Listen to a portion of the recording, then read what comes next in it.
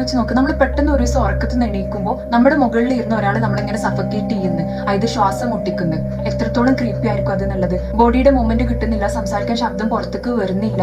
Literally നമ്മൾ മരിച്ചു പോകുകയാണ് അല്ലെങ്കിൽ മരിച്ചു പോയി എന്നല്ലേ നമ്മൾ വിചാരിക്കുക. ഇതിനാണ് സ്ലീപ്പ് പാരാലിസിസ് എന്ന് പറയാം. എന്റെ ഒരു ഫോളോവർ ഷെയർ ചെയ്തിട്ടുള്ള ആളുടെ എക്സ്പീരിയൻസ് ആണ് ഇത്. ആൾക്ക് ഉറങ്ങിക്കിടക്കുന്ന ടൈമിൽ നമ്മൾ പെട്ടെന്ന് ഞെട്ടി എണീക്കുമല്ലോ. അങ്ങനെ ഞെട്ടി എണീക്കുമ്പോൾ ആളുടെ അടുത്ത് തന്നെ കിടക്കുന്ന റൂംമേറ്റ് ഉണ്ടാവും, വാതിലിന്റെ മറവിലായിട്ട് ഇവളെ ഇങ്ങനെ ക്രീപ്പി ആയിട്ട് നോക്കിയോണ്ട് നിൽക്കുന്നത്. അങ്ങനെ കുറച്ച് സെക്കൻഡ്സ് അല്ലെങ്കിൽ മിനിറ്റ്സ് ആണ് ഇത് ഉണ്ടാവുക. ആ ടൈമിൽ ഇവക്ക് കയ്യോ കാലോ അനക്കാനോ അല്ലെങ്കിൽ സൗണ്ട് പുറത്തേക്ക് വരുന്നുണ്ടാവില്ല, ഭയങ്കരമായിട്ട് പാനിക് ആയിട്ടുണ്ടാവും, ശരീരം പാരലൈസ്ഡ് ആയ പോലെ ആയിരിക്കും. അങ്ങനെ കുറച്ച് ടൈമിന് ശേഷം ആൾക്ക് ബോഡിയുടെ മൂവ്മെന്റ് കിട്ടും. തിരിഞ്ഞു കിടന്ന് നോക്കുമ്പോൾ അടുത്തന്നെ ആയിട്ട് റൂംമേറ്റ് കിടക്കുന്നുണ്ടാവും. ഡോറിന്റെ അവിടെ ആര് നിൽക്കുന്നൊന്നും ഉണ്ടാവില്ലേ. അങ്ങനെ ആദ്യത്തെ രാത്രി ഇത് ഉണ്ടായപ്പോൾ പിറ്റേ ദിവസം ഇവർക്ക് ഇത് റൂംമേറ്റിനോട് ഷെയർ ചെയ്യാൻ തന്നെ പേടിയായിരുന്നു. കാരണം റൂംമേറ്റിനെ ഈ ഒരു കോലത്ത് കാണുക എന്ന് പറയുന്നത് ആൾക്ക് അത് അക്സെപ്റ്റ് ചെയ്യാൻ പറ്റിക്കൊള്ളണമെന്നില്ലല്ലോ. അതുകൊണ്ട് തന്നെ ഇവിടെ ആരോടും പറഞ്ഞില്ല. അങ്ങനെ ഒരു 2-3 ഡേയ്സ് ഇവക്ക് അടുപ്പിച്ച് ഈ ഒരു സംഗതി ഉണ്ടായി. അങ്ങനെ ഒരു 3-4 ദിവസം ഇതന്നെ തുടർന്നപ്പോൾ ഇവക്ക് ഈ റൂംമേറ്റിനോട് പറയല്ലാണ്ട് വേറെ ഓപ്ഷൻ ഇല്ല. കാരണം ഹോസ്റ്റലാണ് ഉള്ളത്. വീട്ടുകാർക്ക് പറഞ്ഞ് ഇങ്ങനത്തെ സംഭവങ്ങൾ മനസ്സിലാക്കണേക്കാൾ നല്ലത് റൂംമേറ്റിനോട് പറയണമായിരിക്കും. അങ്ങനെ റൂംമേറ്റിനോട് ഇത് ഷെയർ ചെയ്ത് ഇവളാന്നുണ്ടെങ്കിൽ കുറച്ച് അണ്ടർസ്റ്റാൻഡിംഗ് ആയിട്ടുള്ള ആളായതുകൊണ്ട് തന്നെ ഇവർ രണ്ടുപേരും സൈക്കോളജിസ്റ്റിനെ പോയി കണ്ട്. അങ്ങനെ സൈക്കോളജിസ്റ്റ് ആണ് പറയുന്നത് ഇവർക്ക് സ്ലീപ്പ് പാരാലിസിസ് ആയതാന്നുള്ളത്. നിങ്ങളുടെ ചിലർക്കെങ്കിലും ഈ സ്ലീപ്പ് പാരാലിസിസ് മുന്നേ ഉണ്ടായിട്ടുണ്ടാവും. അതായത് പെട്ടെന്ന് നമ്മൾ എണീക്കുമ്പോൾ മുന്നിൽ ഒരു രൂപം കാണുന്നു,